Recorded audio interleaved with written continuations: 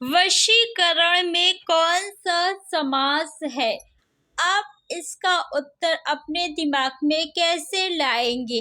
तो पहले आप ऑप्शन को मत देखिए, यहीं पे देखिए। वशीकरण, वश में करना, वशीकरण वश में करना। में क्या है? कारक चिन्ह है। में आपका कारक चिन्ह है, तो कारक चिन्ह का लोप किस समास में होता है? तत्पुरुष समास में होता है कारक चिन्ह का लोप। तो ऑप्शन फर्स्ट आपका उत्तर होगा। लेकिन अगर आपको डर लगे या कंफ्यूजन हो कि क्या मेरा उत्तर सही है या नहीं सही है, तो आप बाकी के 3 ऑप्शन को कट कर दीजिए।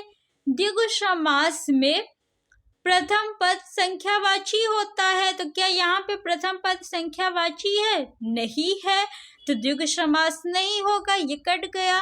कर्मधारय समास में विशेषण विशेष या उपमान उपमेय का संबंध पाया जाता है, तो क्या यहाँ पे उपमान उपमेय का संबंध है? वशीकरण, वश में करना नहीं है, तो ये भी ऑप्शन आपका कट गया। बहुव्रीहि समास में उसका अर्थ प्रधान होता है, तो क्या यहाँ पे इसका अर्थ निकल रहा है? वशीकरण, वश में करना अर्थात नहीं निकल रहा है, तो ये भी ऑप्शन आपका गलत हो जाएगा।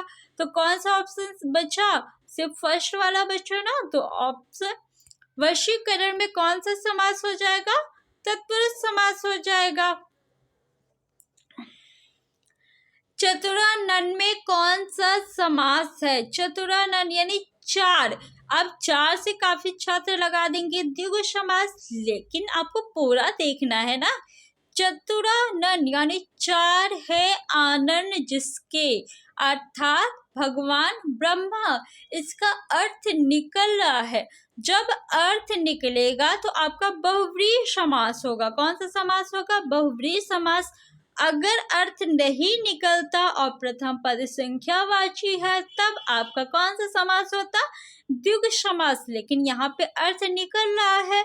चतुरानन यानी 4 है आनन जिसके, अर्थात भगवान ब्रह्मा। आनन मीन्स होता है मुख, तो यहाँ पे अर्थ निकला तो बहुव्रीहि समास होगा। बट अभी बाकी जो ऑप्शन है, अगर आपको कंफ्यूजन हो, डाउट है या डर लग रहा है, तो आप बाकी 3 ऑप्शन को कट कर दीजिए। तत्पुरुष समास में कारक चिन्ह का लोप होता है, तो यहाँ पे कारक चिन्ह है।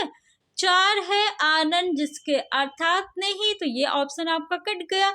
अव्ययी भाव समास में प्रथम पद उपसर्ग होता है, तो क्या यहाँ पे प्रथम पद उपसर्ग है? चतुरानन नहीं है, तो ये भी ऑप्शन आपका कट गया। कर्मधारय समास में विशेषण विशेष का संबंध पाया जाता है या उपमान उपमेय का संबंध पाया जाता है।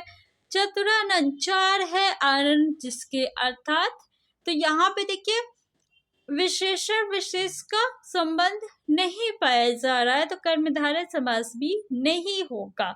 कौन सा समास होगा? बहुव्रीहि समास होगा। अनायास में कौन सा समास है? अनायास 2 शब्दों से मिलकर बना है। अन्न, धन, आयास। अनायास कितने शब्दों से मिलकर बना है? 2 शब्दों से, अन्न, धन, आयास।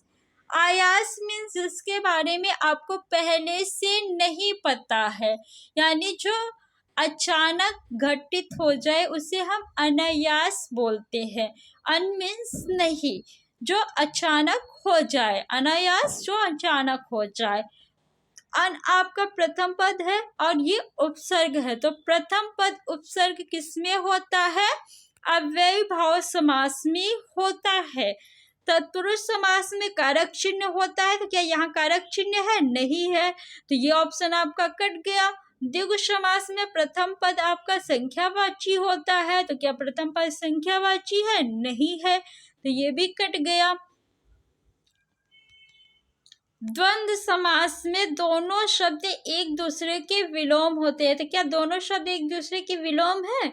नहीं है ना, तो ये द्वंद्व समास भी आपका कट गया। कौन सा ऑप्शन सही है? ऑप्शन नंबर सेकंड आपका सही है, यानी अव्ययी भाव समास होगा अनायास में। नेक्स्ट क्वेश्चन, श्रेष्ठ कवि में कौन सा समास है? श्रेष्ठ कवि यानी कवि जो श्रेष्ठ है। श्रेष्ठ कवि, कवि की विशेषता बताई जा रही है कि कवि श्रेष्ठ है। यहाँ पे विशेषण विशेष का संबंध पाया जा रहा है। तो जहाँ पे विशेषण विशेष का संबंध पाया जाएगा वहां पे कौन सा समास होगा? कर्मधारय समास होगा। गुण दोष में कौन सा समास है? गुण दोष दोनों शब्द एक दूसरे के क्या है? विलोम है, उल्टे हैं। तो कौन सा समास होगा? द्वंद्व समास। द्वंद्व समास में दोनों शब्द एक दूसरे के क्या होते हैं? विलोम होते हैं। द्विगु समास में प्रथम पद संख्यावाची होता है। क्या यहाँ पे संख्यावाची है? नहीं, ये भी कट जाएगा ऑप्शन। कर्मधारय में विशेषण विशेष का संबंध होता है। क्या यहाँ पे विशेषता बताई जा रही है? विशेषण विशेष का संबंध है? नहीं, तो ये भी कट गया। तत्पुरुष समास में कारक चिन्ह होता है। यहाँ कोई कारक चिन्ह नहीं है। तो ऑप्शन नंबर 4 आपका जो है वो बिल्कुल सही है, द्वंद्व समास होगा। गुण दोष में कौन सा समास? द्वंद्व समास। बैलगाड़ी में कौन सा समास है? बैलगाड़ी यानी बैल की गाड़ी। बैल की गाड़ी की क्या है आपका? कारक चिन्ह। कारक चिन्ह किसमें होता है? किसमें कारक चिन्ह का लोप होता है? तत्पुरुष समास में। तो ऑप्शन नंबर 1 आपका सही है। तो फ्रेंड्स, क्वेश्चन को करने के 2 तरीके हैं। एक तो आपको उत्तर पता हो आप कर दीजिए, नहीं तो अगर आपके मन में कोई कंफ्यूजन है तो आप बाकी 3 ऑप्शन को कट कर दीजिए। आपको जो तरीका अच्छा लगे आप उस तरीके से करिए। कर्मधारय समास का उदाहरण कौन सा है? इस क्वेश्चन को सावधानी से करना है, नहीं तो गलत हो जाएगा। उपर्युक्त सभी अगर कोई कह रहा है तो ये गलत होगा। आप ध्यान से देखिए। नवरात्रि यानी 9 रात, नवरात्रि 9 रात। तो 9 आपका क्या है? प्रथम पद संख्यावाची। प्रथम पद संख्यावाची किसमें होता है? द्विगु समास में होता है। तो ये आपका ऑप्शन कट गया, ये ऑप्शन कट गया। तो ऑप्शन 4 भी आपका कट गया। नवगृह, नवगृह यानी जो नया घर बना है अभी उसे नवगृह कहते हैं। तो नवगृह में कर्मधारय समास होगा या नहीं? हाँ, इसमें कर्मधारय समास है। नव युवक में कर्मधारय समास है या नहीं? नव युवक मतलब नव युवक नहीं होगा। नव युवक यानी जो अभी अभी युवा हुआ है, अभी अभी जवान हुआ है, उसे हम नव युवक कहते हैं। यानी यहाँ पे विशेषण विशेष का संबंध पाया जा रहा है। तो दोनों ऑप्शन आपके जो है वो सही है। ये दोनों ऑप्शन सही है। यहाँ पे नवगृह नहीं नवग्रह होगा, बट बाय मिस्टेक जो है वो नवगृह प्रिंट हो चुका है। तो यहाँ पे ऑप्शन आपके दोनों जो है वो सही है, सेकेंड वाला भी और थर्ड वाला भी। घनश्याम में कौन सा समास है? घनश्याम, घन है जो श्याम अर्थात कृष्ण भगवान। कृष्ण भगवान को भी घनश्याम बोला जाता है। तो यहाँ पे कौन सा समास होगा? बहुव्रीहि समास होगा। लेकिन कर्मधारय समास भी आपके ऑप्शन में दिया है और इसमें कर्मधारय समास भी है। घनश्याम, घन है जो श्याम अर्थात बादल से भी जो काला है, दोनों समास है। ऐसे क्वेश्चन अगर आपके एग्जाम में आ जाए तो आप क्या करेंगे? देखिए, कर्मधारय और बहुव्रीहि जिसमें दोनों समास हो, आपको किसको वरीयता देना है? बहुव्रीहि समास को वरीयता देंगे। आप क्या लगाएंगे? बहुव्रीहि समास लगाएंगे। अगर आपके ऑप्शन में कर्मधारय और बहुव्रीहि दोनों है तो आप हमेशा बहुव्रीहि समास को वरीयता देंगे, बहुव्रीहि समास लगाएंगे।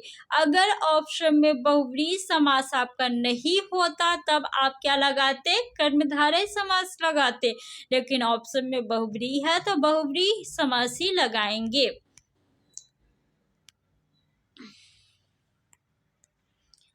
नेक्स्ट क्वेश्चन, अधमरा में कौन सा समास है? तो अधमरा दो शब्दों से मिलकर बना है, अध और मरा। अध क्या है? अध आपका उपसर्ग है। क्या है? उपसर्ग है। तो प्रथम पद उपसर्ग किसमें होता है? अव्ययी भाव समास में होता है प्रथम पद उपसर्ग। फ्रेंड्स, अगर आपने चैनल को सब्सक्राइब नहीं किया है तो सब्सक्राइब कर लीजिए और वीडियो को लाइक करके अपने फ्रेंड्स में शेयर कर दीजिए। द्विगु समास का उदाहरण कौन सा है? इस क्वेश्चन को आपको सावधानी से करना है। नववधु, नववधु यानी जो अभी नई नई वधु बनी हो, जिसका नया नई शादी हुई है, नई वधु बनी है। नवगृह यानी जो घर अभी अभी बना है, नया ग्रह घर। गृह मीन्स होता है घर। क्या होता है गृह मीन्स? घर, यानी नया घर। तो यहाँ पे कौन सा समास है? कर्मधारय समास है। नववधु में कौन सा समास है? कर्मधारय समास है।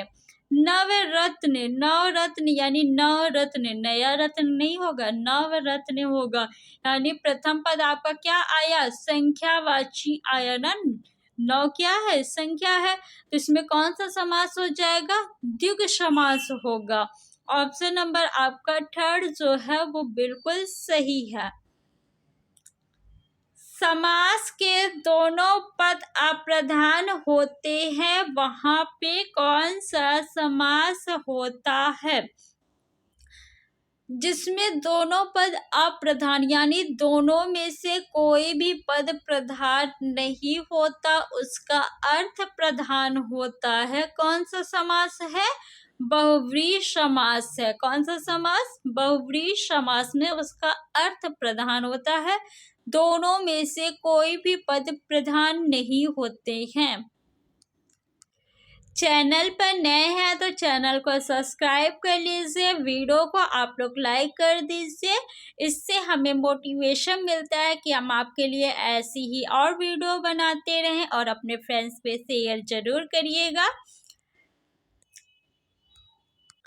पदों की प्रधानता के आधार पर समास जो है वो चार प्रकार के होते हैं। प्रथम पद प्रधान किसमें होता है? अव्ययी भाव समास में प्रथम पद प्रधान होता है।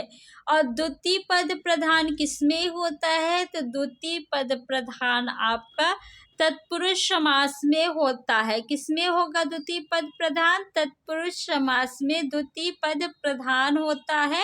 और इसी के अंतर्गत कर्मधारय समास और द्विगु समास आते हैं।